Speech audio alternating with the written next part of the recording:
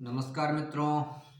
आज पुनः मैं विकास वर्धन एक नई और रोचक कहानी लेकर आप लोग के समक्ष उपस्थित हुआ हूँ।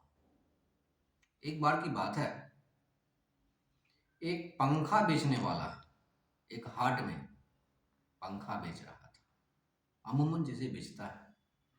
लेकिन उस पंखे बेचने वाले की एक खासियत यह थी कि वह अपने पंखे के विज्ञापन के लिए यह कहता था कि मेरे पंखे बड़े अनोखे हैं, मेरे पंखे बड़े अनोखे हैं, ये चलेंगे कम से कम 100 साल, इसलिए इसकी कीमत है 100 रुपए। जबकि पंखे दिखते बिल्कुल सामान्य पंखे जैसे ही थे, लेकिन वो कहता क्या था कि मेरे पंखे बड़े अनोखे हैं, चलेंगे 100 साल। लेकिन राजा के मंत्री उसी हाट में घूम रहे थे, देख रहे थे कि कोई व्यापारी गलत तरीके से जनता को लूट तो नहीं रहा है, किसी प्रकार की कोई ऐसी घटना तो नहीं होने की संभावना है। तो उसने देखा कि आदमी पंखा बेच रहा है और 100 रुपए की, जो पंखे की कीमत 2 पैसे की थी, वही 2 पैसे का पंखा बेच रहा था 100 रुपए का। क्योंकि सरकार को, जो राजा थे, उन्हें टैक्स भी देना होता है, जिस हिसाब से बिक्री होती है उस हिसाब से टैक्स लेते थे। उस व्यक्ति से पूछा, क्या खासियत है तुम्हारे पंखे की? बोला कि पंखे की खासियत है, पंखे 100 साल चलेंगे, मैं गारंटी लेता हूँ। बोला कि लेकिन तुम्हारे पंखे तो बिल्कुल साधारण पंखे जैसे हैं, जैसे अन्य पंखे होते हैं 2 पैसे वाले, वैसे ही तुम्हारे भी हैं। देखो बगल में 2 पैसे का पंखा बेच रहा है, उस पंखे में तुम्हारे पंखे में क्या अंतर है? बोला, अंतर है महाराज, आप पंखे लेकर तो देखिए, पंखे ले जाइए, अगर 100 साल ना चले तो आप राजा हैं और मैं तो आपके राज्य में रहने वाला एक साधारण सा नागरिक, मैं क्या कर सकता हूँ, मैं कहाँ भाग कर जाऊंगा? आप पंखे ले जाइए, 100 साल ना चले तो फिर कहिएगा, मेरे पंखे अनूठे पंखे हैं। मंत्री को लगा जरूर कुछ बात है।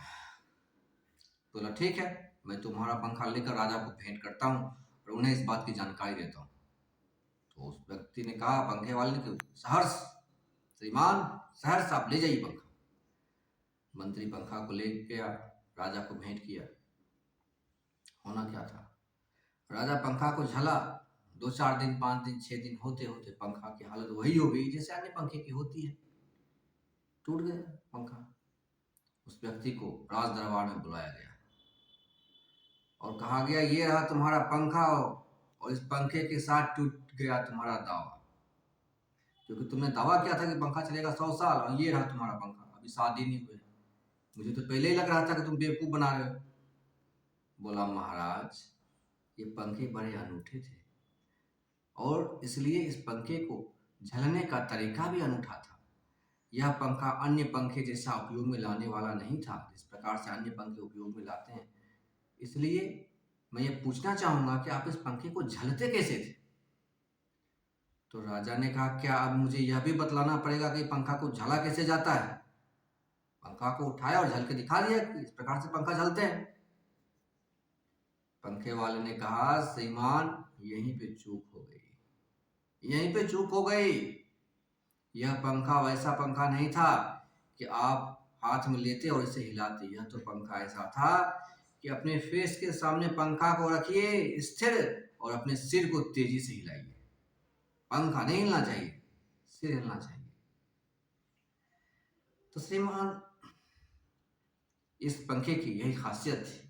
राजा को आया बहुत गुस्सा, लेकिन पंखे वाले की वाक पटुता से वह खुश हुआ और उसे छोड़ दिया। लेकिन मित्रों, यहाँ कहानी कटाक्ष करती है किसके ऊपर? विधियों के ऊपर, क्योंकि यह व्यक्ति विधि को व्यक्ति से बड़ा बना दिया।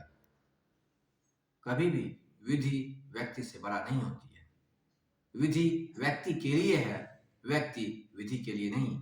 विधि का निर्माता व्यक्ति होता है, इस बात का हमें ध्यान रखना चाहिए।